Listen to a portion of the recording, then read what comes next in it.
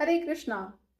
Does life exist only on earth or are there other planets which sustain life?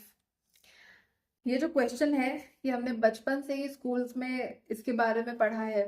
आज भी हम आए दिन देखते रहते हैं कि जो साइंटिस्ट है वो रिसर्च कर रहे हैं, बट जो हमारे शास्त्र है उसमें ऑलरेडी इसका आंसर है। बट प्रॉब्लम तो यही है कि जब हम अपने शास्त्रों को उठा के इसको आंसर करें तो लोग ये कहेंगे कि ये तो माइथोलॉजी है। माइथोलॉजी कैसे है? आपका आप हमारा जो ये जो साइंटिस्ट है, इनका जो लॉजिक है ये अपने आप में गलत है, क्योंकि ये बोलते हैं कि अगर कहीं पे पानी अवेलेबल है तो शायद वहां पे लाइफ होगी, या फिर अगर कहीं पे हमारा जैसा एटमॉस्फेयर है, ऑक्सीजन है, तभी वहां पे लाइफ जो है संभव है। बट ये तो पैरामीटर्स ही हमने गलत सेट कर दिए। अगर ये इस अर्थ पर ही अगर हम देखें तो जो चीजें एक मछली को चाहिए जिंदा रहने के लिए, वो एक इंसान से बहुत ही अलग है। एक मछली जो है वो पानी में ही जिंदा रह सकती है, और जो इंसान है वो पानी में जिंदा नहीं रह सकता। बिल्कुल वैसे ही ये जो प्लैनेट है, इस पे जो जीव है, इनका शरीर अलग है। और जो दूसरे प्लैनेट्स है उन पे उनका शरीर अलग होगा। इसीलिए वो उस एटमॉस्फेयर को उसमें वो रह सकते हैं, उसको उसमें वो सस्टेन कर सकते हैं।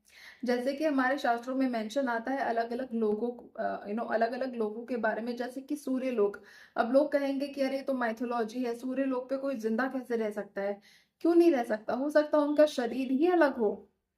तो ये जो हम अपने शास्त्रों को बार बार यू नो लाइक इग्नोर करते हैं, या फिर उन्हें मतलब मन गढ़ंत कहते हैं, इस चीज को हमें बंद करना चाहिए और एक ओपन माइंडसेट के साथ हमें सोचना चाहिए कि जो पैरामीटर्स हमने सेट किया हुआ है, ये सोचने के लिए कि लाइफ वहां है कि नहीं, वो वो पैरामीटर्स ही गलत है। हम अर्थ के एटमॉस्फेयर को और दूसरे एटमॉस्फेयर को इसलिए कंपेयर नहीं कर सकते क्योंकि जो एटमॉस्फेयर अर्थ पे है उसके हिसाब से हमें ये शरीर मिला हुआ है, लेकिन जो दूसरे प्लैनेट्स है उस पे उनका शरीर अलग है। इसीलिए अलग है, अलग हो सकता है। तो इसीलिए ये जो पैरामीटर्स हमने सेट किए हुए हैं, इसे हमें साइड करते हुए जो हमारे शास्त्र है उनको उठा के पढ़ना चाहिए, और उसपे बहुत ज्यादा डिटेल में इसके बारे में बताया गया है।